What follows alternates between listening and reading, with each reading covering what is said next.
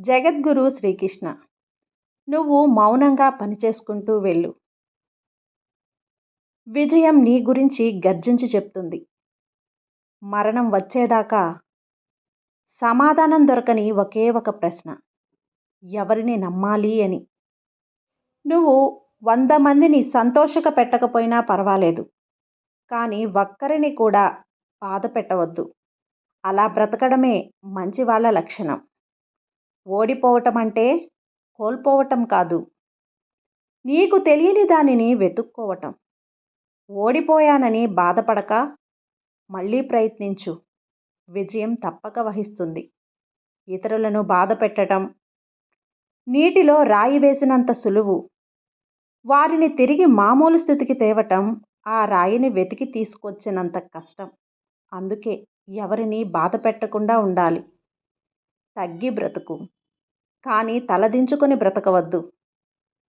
అర్థమైందనుకుంటా. ఈ ప్రపంచంలో ఏది పగిలినా సరే అది శబ్దం చేస్తుంది, కానీ ఒక మనసు పగిలినప్పుడు మాత్రమే మౌనంగా మిగిలిపోతుంది. అత్యంత కఠినమైన జీవిత సత్యం ఏంటంటే, ఎవరి మనసు మంచిగా ఉంటుందో వారి తలరాత చెడుగా ఉంటుంది. గెలుస్తా అనే నమ్మకాన్ని మోసుకుంటూ వెళ్ళేవారికి దూరం ఎంతైనా కానీ అంతగా భారం అనిపించదు. పరిగెత్తుదాం అనుకున్న ప్రతిసారి ఏదో ఒకటి నిన్ను వెనక్కి లాగుతున్నట్టే అది మరో రూపంలో ఉన్న నీ బలహీనతేనని అయ్యుంటుంది. నీ బలహీనతలను మరోసారి పరిశీలించుకో. జీవితం ఒక యుద్ధభూమి. పోరాడితేనే గెలిచే అవకాశం ఉంటుంది. ఊరికే నిల్చుంటే ఓటమి తప్పదు. నీ యొక్క గొప్పతనాన్ని నిర్ణయించేది నీ గుణం మాత్రమే, మారేది కాదు. తాళిని బరువుగా భావించే ఏ స్త్రీ కూడా సంసారానికి పనికిరాదు. అలాగే భార్యను బానిసగా భావించే ఏ మగాడు కూడా సమాజానికి పనికిరాడు. అర్థమైందనుకుంటా. బానిసత్వానికి అలవాటు పడ్డవాడు ఎప్పుడూ తన బలాన్ని గుర్తించలేడు. తన బలాన్ని ఎప్పుడైతే గుర్తించగలడో, ఒక ఈక ఊడిందని ఎగిరే పక్షి ఆగిపోతుందా? అలాగే ఎవరో నీతి లేని వారు ఒక మాట అన్నారని నీ పయనం ఆగకూడదు. తుమ్మ చెట్టు ఎంత ఎదిగినా కూడా మనం తులసి చెట్టునే పూజిస్తాం. అలాగే చెడ్డవాడు ఎంత గొప్పవాడైనా కూడా గొప్ప మనసున్న వారినే గౌరవిస్తాం. మనం చేసిన మంచిని మరుక్షణమే మర్చిపోవాలి. మనసుకు మంచి చేసిన మనిషిని మరణించే క్షణం వరకు గుర్తుపెట్టుకోవాలి. ఈ ప్రపంచంలో చెడ్డవాడిని కనిపెట్టడం చాలా కష్టమైపోతుంది. ఎందుకంటే చెడ్డవాడు మంచివాడి కంటే మంచిగా నటిస్తున్నాడు. కాదంటారా? గతం గురించి ఆలోచించి భవిష్యత్తును పాడు చేసుకోవటం మూర్ఖుల లక్షణం.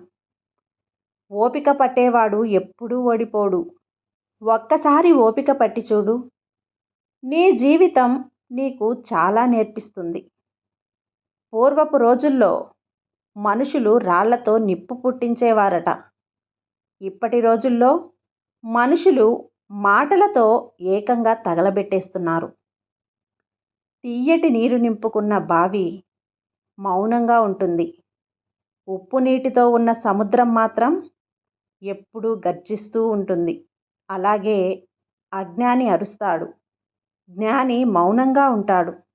నీ గమ్యాన్ని నిర్ణయించేది నీ చేతులే కానీ నీ అరచేతి గీతలు కావు. అసలు తప్పే చెయ్యని మనిషి ఈ లోకంలోనే ఉండడు. తన తప్పును సమర్థించుకునేవాడు మూర్ఖుడు.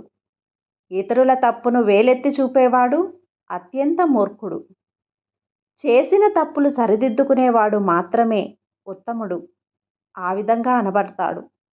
గొర్రె కసాయివాణ్ణి నమ్ముతుందో లేదో తెలియదు, కానీ మనిషి మాత్రం మాయమాటలు చెప్పేవాణ్ణి మాత్రమే నమ్ముతాడు. అంటించే శక్తి అగ్గిపుల్లకున్నా వెలిగించేందుకు మాత్రం ఒక చెయ్యి కావాలి. ప్రతి రాయిలో కూడా భగవంతుడు ఉంటాడు. కానీ దానికి రూపం ఇవ్వటానికి ఒక శిల్పి అవసరం తప్పనిసరి. అలాగే మనిషి తనను తాను నిరూపించుకోవటానికి ఒక అవకాశం కావాలి. ప్రతి సమస్యకు ఒక పరిష్కారం, ప్రతి నీడకు ఒక వెలుగు, అలాగే ప్రతి బాధకు ఒక ఓదార్పు. ఇవన్నీ ఉన్నట్లే భగవంతుడి దగ్గర ఎప్పుడు ఇలాంటి ఒకటి ఉంటే ఉంటుంది. విశ్వాసాన్ని కోల్పోకండి.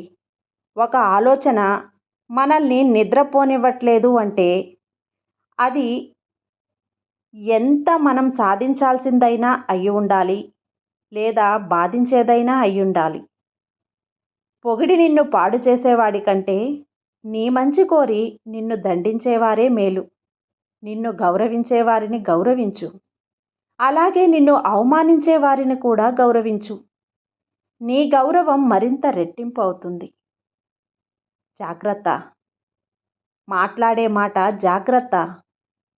దాచుకోలేని ప్రేమ జాగ్రత్త. అనవసరమైన కోపం జాగ్రత్త. మళ్ళీ రాని ఈ క్షణం జాగ్రత్త. కష్టం ఎలా బ్రతకాలో నేర్పిస్తుంది. నష్టం ఎవరిని నమ్మాలో నేర్పిస్తుంది. 10 మంది మన గురించి మంచిగా అనుకుంటే ఆ సంతోషం ఎంతకాలం ఉంటుందో తెలియదు, కానీ ఒక వ్యక్తి మన గురించి చెడుగా అనుకుంటే ఆ బాధ జీవితకాలం వెంటాడుతూ ఉంటుంది. కావలసిన దాన్ని పొందడం కోసం కొన్ని వదులుకున్నా పర్వాలేదు, కానీ కాలంతో పయనించే నీ జీవితాన్ని మాత్రం ఎప్పటికీ కోల్పోకు. నువ్వు పడుతున్న బాధలు ఎవ్వరికీ అక్కర్లేదు. నీ కనుల వెనుక ఉన్న కన్నీళ్లు ఎవ్వరికీ పట్టవు. నీ మనసుకు అయిన గాయాలు అసలే అవసరం లేదు. కానీ నీ వల్ల ఒక్క తప్పు జరిగితే మాత్రం 100 నోర్లు మాట్లాడుతాయి. అదే జీవితం. ఎవరు ఏం చెప్పినా విను, కానీ నీ అంతరాత్మ ఏం చెప్తుందో అది మాత్రమే చెయ్యి. ఎందుకంటే మనసాక్షిని మించిన మంచి గురువు అంటూ ఎవరూ లేరు మీ జీవితంలో.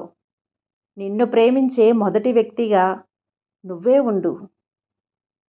చిన్న చిన్న మాటల్లో ఆనందం వెతకటం అలవాటు చేసుకోవాలి.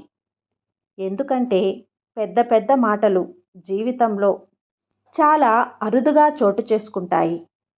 నువ్వు ప్రయాణించే జీవన మార్గం మరొకరు అనుసరించేదిగా ఉండాలి.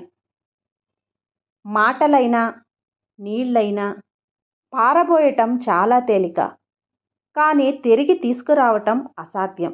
అందుకే మాటల విషయంలో ఆచితూచి మాట్లాడండి. మనం సంతోషంగా ఉంటే మనం ప్రేమించిన వాళ్ళు గుర్తొస్తారు. అదే మనం బాధల్లో ఉంటే మనల్ని ప్రేమించే వాళ్ళు గుర్తుకొస్తారు. కాదంటారా? భయం ఎప్పుడూ భవిష్యత్తును నిర్మించదు, కానీ ఆశ నిర్మిస్తుంది. ఈ భూమిపై జీవితమే శాశ్వతం కానప్పుడు జీవితంలో వచ్చే సమస్యలు మాత్రం ఎలా శాశ్వతమవుతాయి? అందుకే ప్రతి క్షణం నవ్వుతూ సంతోషంగా జీవించండి.